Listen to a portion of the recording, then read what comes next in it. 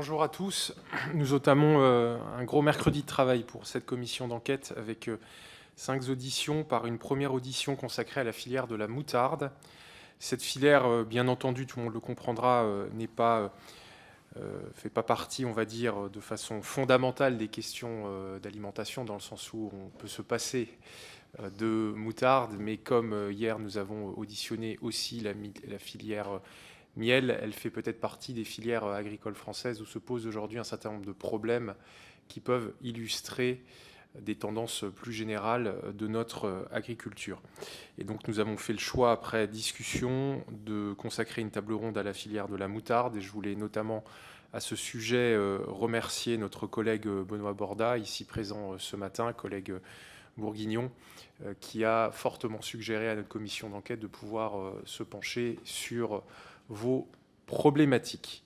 Nous avons le plaisir d'accueillir Monsieur Damien Beaumont, président de l'Association des moutardes de Bourgogne et vice-président de l'Association des producteurs de graines de moutarde de Bourgogne, Monsieur Fabrice Génin, président de l'APGMB, Madame Laure Oléière, qui est coordinatrice de la filière moutarde au sein de cette organisation, ainsi que Monsieur Marc Desarméniens, directeur de la moutarderie Fallot. Je vous laisserai, alors il y a 3 organisations qui sont représentées ce matin, je vous laisserai chacun 10 minutes de propos introductifs maximum. Voilà, donc on aura d'abord une demi-heure de présentation et puis ensuite il y aura un certain nombre de questions. Je dois vous rappeler à tous les 4 que l'article 6 de l'ordonnance du 17 novembre 1958 relative au fonctionnement des assemblées parlementaires impose aux personnes auditionnées de dire, par une commission d'enquête, de prêter le serment de dire la vérité, toute la vérité, rien que la vérité. Je vous demanderai tous les 4 de bien vouloir lever la main droite et de dire « je le jure ». Merci beaucoup. Alors, nous allons procéder dans l'ordre alphabétique. Donc, on commence par vous, Monsieur Beaumont, pour une période maximum de 10 minutes. Oui. Bonjour, merci Monsieur le Président, Monsieur le rapporteur, Messieurs, Mesdames et les députés. Alors, je ne sais pas si on vous avait envoyé un petit slide un petit peu qui nous explique un petit peu notre fonctionnement. Donc, c'est vrai qu'on est venu en renfort, mais on représente un peu chacun chaque maillon de la filière. Donc, on va dérouler un petit peu, si vous voulez, un petit peu ce slide qu'on vous a fait parvenir. Et donc, je vais déjà laisser la parole à Monsieur Marc Desarméniens, qui va nous présenter un peu le contexte dans lequel la production elle est au niveau mondial. Et après, Laure prendra la parole. Après, ce sera moi et après Fabrice Génin. Donc, on s'en décomposer un petit peu dans chacun de notre partie. Bon, ok, très bien. Si vous êtes organisé pour les prises de parole, je vous demanderai du coup vraiment que on dépasse pas 30 minutes. Rassurez-vous, Voilà. Il n'y a pas de minutes. On Okay, mettra moins de 30 minutes. Je laisse la parole, Marc. Oui, merci Monsieur le Président, merci Messieurs les députés de vraiment apporter un éclairage sur cette filière. Alors comme vous le disiez tout à l'heure, effectivement c'est un produit un petit peu emblématique dont on peut se passer, mais je pense qu'il faut considérer ce produit d'une manière un petit peu différente. Donc je représente la filière producteur et fabricant de moutarde. Au sein de cette filière producteur industriel, vous avez une entreprise qui est la moutarderie Fallot, qui est une petite entreprise de quelques dizaines de salariés, qui représente à peu près 4-5% de part de marché, mais aussi il y a des gros industriels comme Unilever, comme des groupes allemands qui sont implantés sur notre territoire national. Pour moi, la moutarde de Dijon et la moutarde de Bourgogne, c'est un produit symbolique. C'est un produit qui représente notre patrimoine gastronomique à l'étranger. Je voyage beaucoup, puisqu'on exporte dans plus de 117 pays. J'ai rarement vu un produit français agroalimentaire aussi présent sur les marchés étrangers. Donc effectivement, on peut se dire c'est un produit qu'on consomme peu, c'est un produit, c'est une petite filière, il ne faut pas se le cacher.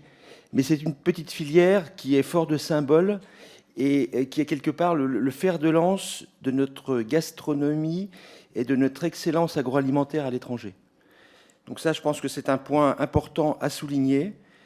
Donc on est partie prenante dans cette filière depuis le début, hein, depuis 1992 exactement. On y a tout de suite cru, parce qu'effectivement, le fait de relancer la culture de graines de moutarde ici en Bourgogne, ça a un sens. Ça a un sens parce que le produit est chargé d'histoire.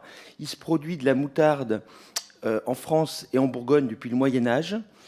Bien sûr, aujourd'hui, on n'est plus que 4 entités, 4 entreprises produisant de la moutarde et ça représente à peu près 90% de la production nationale. La France est le premier pays producteur de moutarde en Europe. Faut bien souligner ce point-là. Et voilà, on a commencé doucement ce programme de relance.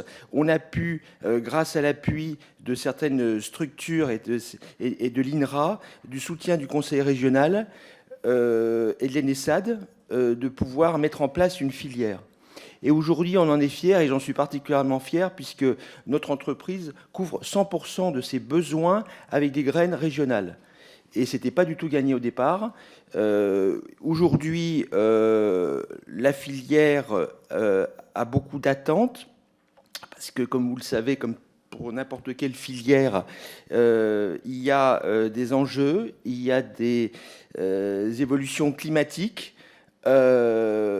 Avec nos peu de moyens, on a quand même réussi à développer des variétés qui nous permettent aujourd'hui d'avoir des rendements qui sont viables pour les agriculteurs et une qualité de graines qui convient aux industriels. Donc c'est un point important.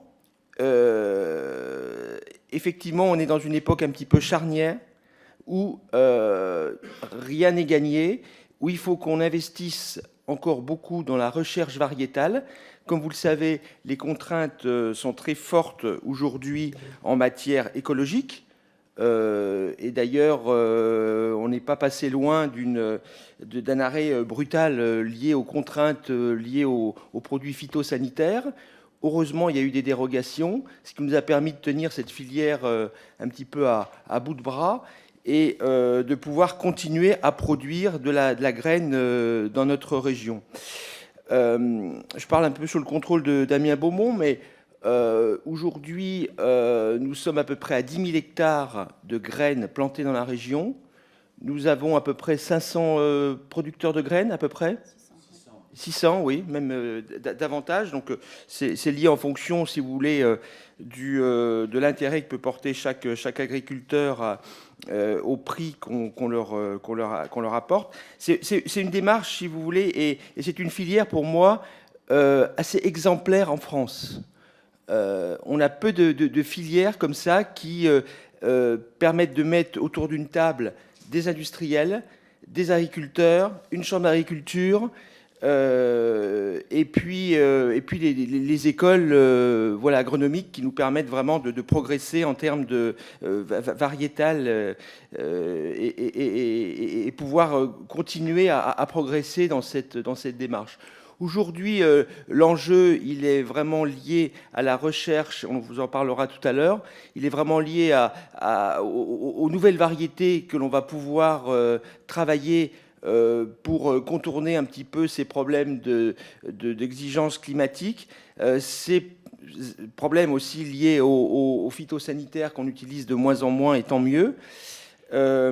Et puis, faut quand même le rappeler également, c'est que on a développé également une production bio. Alors, même si le marché bio n'est pas très porteur aujourd'hui, l'essentiel des graines de moutarde bio et les moutardes bio qu'on trouve sur le marché sont faites avec des graines importées du Canada principalement. Donc c'est pas forcément très bio tout ça dans la démarche, mais voilà. Donc on s'est attaché à pouvoir réintroduire une production de graines conventionnelles, mais aussi une production de graines bio pour couvrir vraiment le marché. Voilà. Donc je veux pas trop non plus prendre trop de temps de parole, et la moutarde, on pourra en parler pendant des heures et des heures.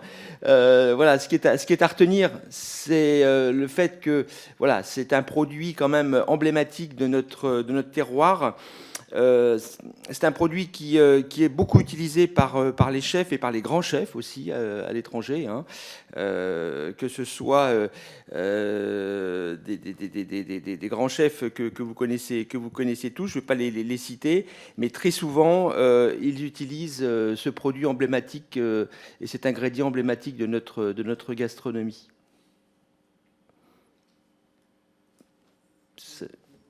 Ça... Merci. J'avais cru comprendre que vous étiez organisé pour le tour de parole, donc le suivant peut prendre la parole. Il faut juste éteindre le micro, il n'y a qu'un seul micro qui fonctionne à la fin. Voilà, on laisse parler alors qui va vous présenter plus l'organisation de notre filière. Donc très bien, merci. Donc pour compléter par rapport à la présentation de M. Desarméniens, donc la filière, elle s'est structurée. Donc elle est structurée par deux associations. Une première qui est l'association des producteurs de graines de moutarde de Bourgogne, dans laquelle on retrouve 4 collèges. Un premier collège donc avec les producteurs de Bourgogne-Franche-Comté, donc ce sont des producteurs en production donc conventionnelle. Le collège 2 où on retrouve les organismes stockeurs qui sont adhérents de notre association. Le collège 3, ce sont les membres de droit, donc la Chambre d'agriculture et l'Institut Agro-Dijon. Et dans le collège 4, les producteurs donc hors Bourgogne-Franche-Comté, donc qu'ils soient en conventionnel ou en bio. Le collège 1 également, hein, c'est en conventionnel et en bio. Alors, en fin de compte, cette première association, elle gère la partie production. La deuxième association, qui est l'association Moutarde de Bourgogne, elle, dans son premier collège, est constituée par donc, les 4 représentants des industriels de Bourgogne. Donc on a Européenne de Condiments, la moutarderie Fallot, Reine de Dijon et Unilever. Donc ces 4 structures sont en Bourgogne. Et ce collège a été constitué donc, par rapport à l'IGP, puisqu'on est une IGP moutarde de Bourgogne. Le collège 2, donc l'association des producteurs que je vous ai présenté avant. Le collège 3, ce sont les industriels hors Bourgogne-Franche-Comté, dans lequel on a une seule structure qui est Charbonneau-Brabant. Et on a un collège 4 qui regroupe des producteurs, des organismes stockeurs qui ne seraient pas entrés ou adhérents à la filière par la PGMB, ou des associations de producteurs. Et là, on a une association qui est l'association du Limousin. Donc, ces 2 associations ont été constituées en 1997. Alors, dans ces associations, il y a des groupes de travail, et dans chacun des groupes de travail, on retrouve à chaque fois des représentants des différents collèges. Donc on retrouve aussi bien des industriels, des producteurs. En fait, tout est travaillé ensemble.